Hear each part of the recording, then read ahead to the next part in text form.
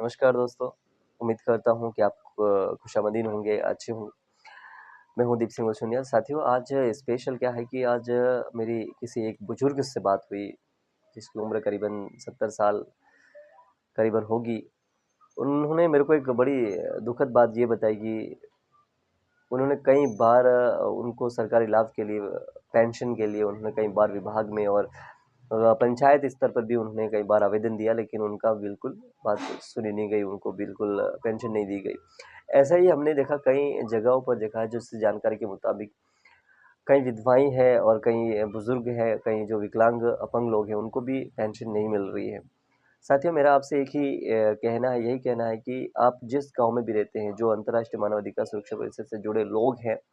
उनसे विशेष करके ये कहना कि आप जिस गांव में रहते हो, आप एक सर्वे कीजिए, छोटा सा सर्वे कीजिए, क्योंकि जब चुनाव वगैरह होता है तो आप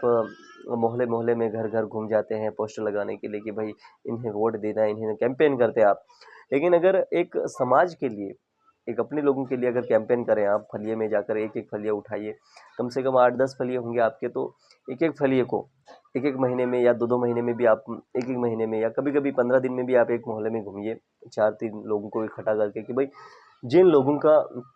जिन लोगों को पेंशन नहीं है, बीपीएल की आप एक लिस्ट निकाल सकते हैं गांव से, अपने गांव से, कि बीपीएल के नीचे के लोग कितने हैं, बीपीएल और बीपीएल के नीचे के लोग कितने हैं। अगर वो लिस्ट आपको पंचायत से, मंत्री से उपलब्ध हो जाती है, ऐसी स्थिति में वो लिस्ट के मुताबिक आप उनके घर, करीबन मेरे ख्याल से 100 से 200 लोग आपको आपके गाँव में मिल जाएंगे, ऐसे बीपीएल के नीचे वाले परिवार।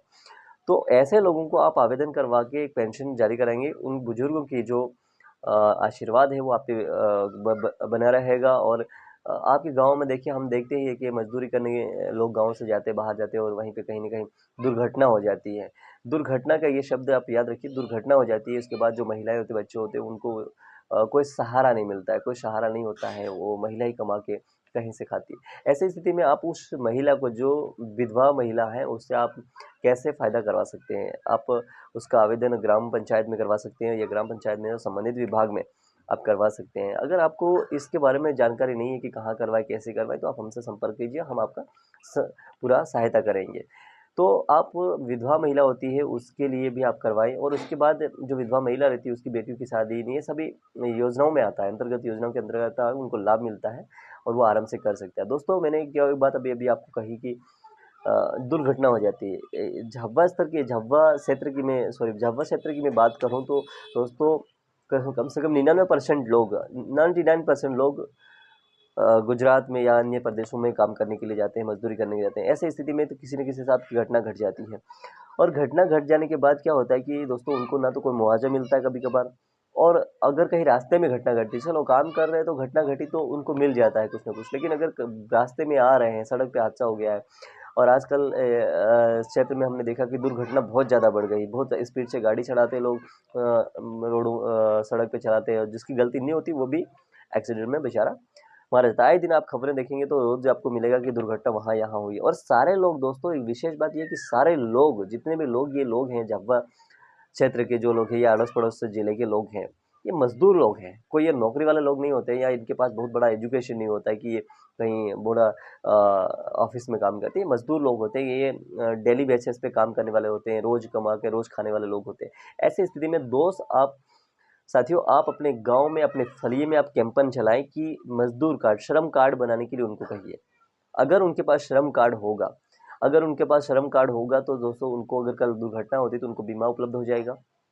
और बीमा उपलब्ध होने के बाद उनके जो परिवार है, उनको भी कहीं ना कहीं उनको लाभ मिलेगा। लेकिन अगर हमने जो सर्वे किया उसमें कम से कम में हमने देखा है कि 100 में से मेरे को सिर्फ 10 या 15 लोग मिल रहे हैं जिसपे श्रमिक कार्ड होता है। बाकी तो जितने भी लोग हैं, ये तो ऐसे ही है, उनको ऐसा लगता है कि ये श्रम कार्ड किस काम का है, हमारे कोई काम का नहीं है, और हम क्यों बनाए ऐसा।